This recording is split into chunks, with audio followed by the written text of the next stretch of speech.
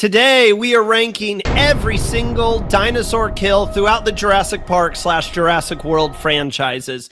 Look, Jurassic Park is my favorite movie franchise of all time. I have every single film on Blu-ray except for the latest one, Rebirth. And I've seen every single movie at least 3 times. So by now, I feel like an expert. Couple of rules based on these rankings today. First off, it covers all the movies. It does not include Camp Cretaceous, Season 1, Season 2, however many seasons there are. I have not watched it, so sorry about you. This is also only covering the major characters throughout the franchise, so don't get on my back if the mercenary in Jurassic Park: The Lost World had the coolest death, some random mercenary. I'm not counting that. We're only talking major characters throughout the series. This isn't based off gore per se. This isn't based on the story leading up to it. This is based on how cool I thought the kill was and how much it stuck with me. Yes, I might mention the story leading up, but this is my opinion. So if you disagree, feel free to let me know in the comments what exactly you disagree with and how you would have ranked these. And also throughout this entire video, don't forget to hit that like button, subscribe to the channel, all of that good stuff, and share this with your dinosaur loving friends. We have 24 total people to get through, so let's go ahead and get started because we've got a long way to go. Now, these first 2 kills are 2 deaths that happened off screen, so I feel like I got to get them out of the way right away. At number 24, I have our original scientist friend, Ray Arnold. Look, Ellie Sattler ran into his arm, but we never officially saw his death. Show me a body. I'm still hoping he pops up later on in the series. Could you imagine him returning in the 3rd film of this new trilogy we might be getting? That would be wild. One-armed and all, and talking about how he got off the island. At number 23, I'm putting Ben Hildebrand. We see him at the very beginning of Jurassic Park 3, and we don't see him again until we bump into his rotting carcass hanging from a tree. We can assume that the dinosaurs got a hold of him, but could you imagine that death, just hanging from the tree as dinosaurs pick you off? Because we know it couldn't be a T-Rex. His entire body would have been gone. So it had to be something smaller. I think everyone assumed it was velociraptors because of how much stake they had in that 3rd movie. At number 22, this is the only non-dinosaur death, but I'm still going to count it. We have Benjamin Lockwood. He got smothered by, oh my gosh, what was their relationship? That was like his nephew, I think. I know I've seen the film 3 times, I promise you, but this film in particular, Fallen Kingdom, is my least favorite by far. So maybe I wasn't paying too close of attention, but Benjamin Lockwood's death, he was a great guy. He actually had good morals, but at the end of the day, he got killed by his own blood. At number 21, I'm putting one of the most forgettable characters, and that's Nina from Jurassic World Rebirth. I actually just watched this movie yesterday. This death felt so rushed. There was no build up to it. We already had a Spinosaurus death that we'll get to later on in this list. And there didn't seem to be a reason for Nina's death per se, other than maybe the writers, as they were writing the movie, being like halfway through, oh my gosh, what is Nina doing during this time? Oh, shoot, we forgot to write her in. Let's just go ahead and kill her character off. It was such a quick, and I'm so sorry, Nina, meaningless death. It's got to go low on the list. At number 20, I've got another forgettable character, Rain Delacourt. If you guys don't remember, in Jurassic World Dominion, he is battling Chris Pratt's character. I've told you guys before, I am so bad with names. We're just not even going to talk about it. And then he kind of gets thrown into a fighting pit and killed by a little baby dinosaur. So, you know, it's a tough way to go out, but in fact, I don't think it was a baby dinosaur. Either way, forgettable death, it goes 20th. At number 19, we've got Robert Burke, who I think he was a doctor, and he was an expert on dinosaurs, but obviously not an expert on snakes. This was one of the stupidest, most preventable deaths in the series. They're hiding out in a cave from the T-Rex, and a snake falls down on Robert's shoulder, freaking him out, making him go towards the entrance of the waterfall, where the T-Rex was able to grab his arm, pull him out, and promptly have himself a snack. Such an idiotic death. I expected more from you, Robert. Number 18, I have Bobby Atwater. This death was so quick, I was not expecting it. I remember watching Jurassic World Rebirth in the theaters. And once Bobby got taken by the Spinosaurus into the water, I was like, that was it for his character. I was expecting so much more. They built him up to be the top security guard, and to see him go out just like that, it raises the stakes, reminds you that everyone's life is razor thin in this franchise. It was a quick, unexpected death, so it gets a little bonus points for that. Number 17th, I have the big bad in Jurassic World Rebirth. I got Martin Krebs. I think that's how you say his name. Look, they were building him up to be this awful character. They were building him up to be this evil guy who almost let a child fall off the boat and die. But at the end, it was such an unsatisfying conclusion, as his death was preventable and very predictable. It was just out of the blue. He ends up saving all the characters by driving in at the worst time. I don't really understand why he drove in like that. You could see the D-Rex from miles and miles away, and he just runs right into him. It was just, to me, it was a little stupid. It was a stupid death. At number 16, I got the big bad and Vic Hoskins. Look, there is something appealing about this death. The way he mistreated the dinosaurs and saw them as nothing but tools rather than actual living creatures. And at the end, he got his comeuppance when the raptors finally got their hands on him. Jurassic World Fallen Kingdom, not my favorite movie by far. It's the one Jurassic Park film that I do not enjoy. I think it's awful. But the big bad lands at number 15 on the list, Eli Mills. This was a thrilling into his story as he's rushing out. All the dinosaurs are rushing into the world. You think maybe he's going to get away, but the T-Rexes have other ideas. They end up splitting his body in half. This was paying homage to an earlier death in the series, but it didn't do as good of a job, and we'll get to that death shortly. Number 14, I have Ken Wheatley from the same movie, Jurassic World Fallen Kingdom. This death from the Indoraptor was vicious. First, he gets his arm torn off, and then the Indoraptor made sure to finish the job. This was a vicious death for one of our hunting-like characters. At number 13, I have Udesky. Now, this was technically an off-screen death in a way. We saw his official death on screen, but the Raptors had already done their work, and they were using him as a toy to get Sadler out. I mean, it wasn't Sadler at the time. It was Grant, trying to get Grant out of the tree. It did not work. And once they figured out that they weren't going to get these guys out of the tree to help out Udesky, they decided to end his life by promptly snapping his neck. And the sound of his neck snapping was, yeah, that still rings in the ears. At number 12, I have kind of a forgettable character in Jurassic World Fallen Kingdom, and that is Gunnar Eversole. He's the guy he was the auctioneer who ended up dying in the elevator with a whole group of people. This was just really funny watching them try to close the elevator before the Indoraptor got it over there. It was a unique death in the series, and that's why it's placing so high. At number 11, I have the big bad from Jurassic Park, The Lost World, which doesn't get enough credit for a movie. It's actually really good, really enjoyable, and kind of feels like the most authentic Jurassic Park film in a way.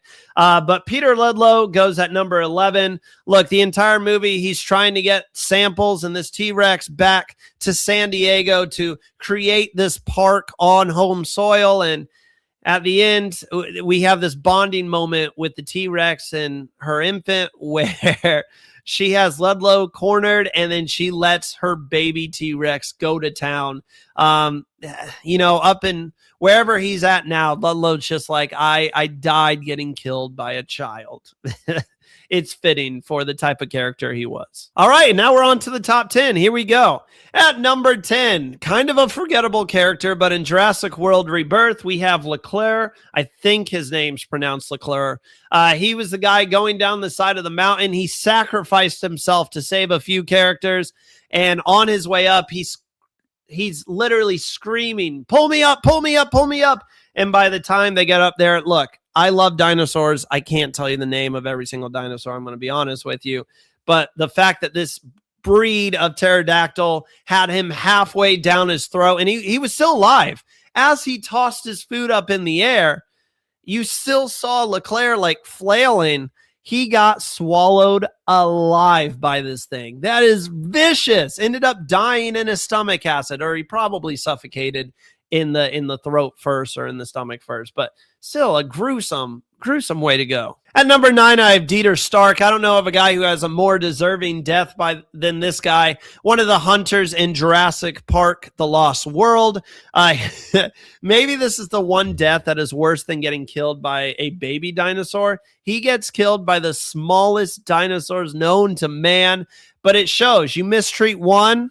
If all of them stand up against you, you don't have a chance. It's a very Hopper-like death. You know, Hopper from A Bug's Life. It's the same thing. One isn't that deadly, but when they all team up, they can do some damage, and they ripped Dieter to shreds. At number 8, I have Dr. Lewis Dodgson. Look, I got to be honest with you guys. Maybe I'm a fake Jurassic Park fan. I had no idea watching Jurassic World Dominion that this was the same guy we saw in the original Jurassic Park film who gave Ned the shaving cream bottle. Had no idea whatsoever. Yes, it's not the same actor, but I just didn't realize it's the same character overall. That makes his death mean so much more to me. And the way he went out, the same way that Ned ended up dying, it's such a great callback.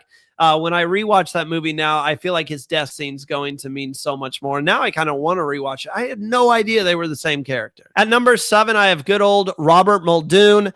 This gave us the classic line, "Clever girl." The way he was hunting the raptors, and he was a raptors expert throughout the entire movie, only to get outsmarted by them in the end. This was a super smart character who got outsmarted by the animals he cared for. Oh, such a good scene, and why the first Jurassic Park is so peak. At number 6, we have a gruesome death from Jurassic Park, The Lost World. We have Eddie Carr. Look, he saved our beloved Ian Malcolm and his family, only to pay the ultimate sacrifice when the 2 T-Rexes showed up and ripped his body in half. This is the one death that they pulled Eli Mills' death from. They made it kind of the same thing, but it was the original. Eddie Carr's death will forever be etched in Jurassic Park, Jurassic World history. At number 5, maybe a little sleeper one that most people would not put this high up on the list, and that's Simon Masserani's death.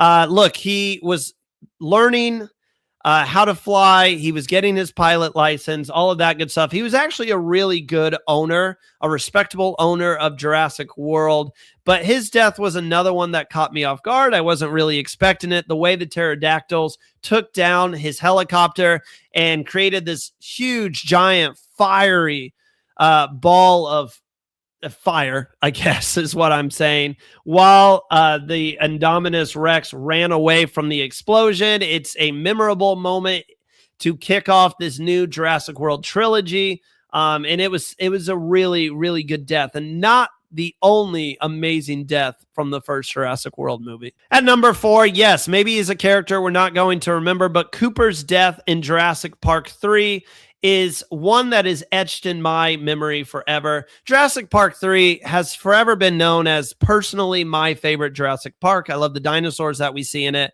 I love the whole scenery of it. I kind of like the story as well.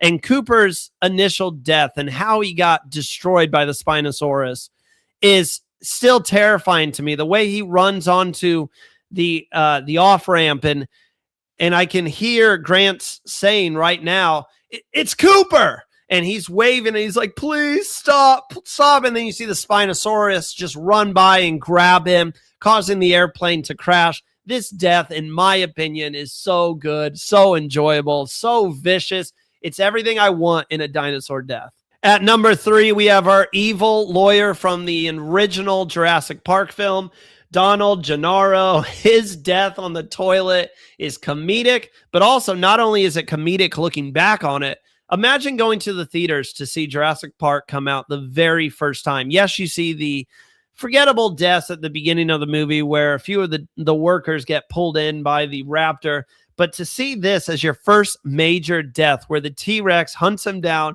he's on the toilet, he can't see, he's wiping his eyes and everything, just to see the T-Rex come down, grab him and pull him up. I couldn't imagine at the time for what CGI was and all of that stuff. And yes, I know in the first film, a lot of these were actual prosthetics, but it was just such a great death, and I couldn't imagine being there in person when Jurassic Park first came out. I got to see Jurassic Park in theaters for their 30th anniversary with my mom. It was such an incredible experience, and I would have just been floored being there in the moment, being like, holy cow, this is insane.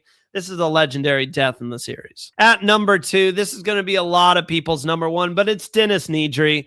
I mean, what a death. Anytime you see that dinosaur now, the one that, you know what I'm talking about? Anytime you see that now, you think of Dennis. Like, that death was so insane. It's such a big moment in the book as well. He's kind of our first evil guy that gets killed throughout this entire franchise. And it was a vicious death too. Not only does he get blinded at first, then he just gets chewed on like a bone. And R.I.P. to Dennis Nedry, or Nedry, however you want to say it. But this is a historic moment. Everybody remembers this death from the original movie. It set a precedent for Jurassic Park deaths. But at number 1, I don't know what they were doing in the Jurassic World writing room, but Zara Young's death, the fact that she gets picked up by a velociraptor, thrown around in the air by like 4 of them. She keeps getting dropped and then picked up, dropped and then picked up. Then they take her in the water. They're basically drowning her. They're all gnawing at her, only for the Mosasaurus to come up and take one of the velociraptors who had its nails, its talons in her back. You still see her moving as the Mosasaurus comes up to grab both of them. You can see her arms in the Mosasaurus mouth, like still trying to crawl away, and then she just gets snapped up.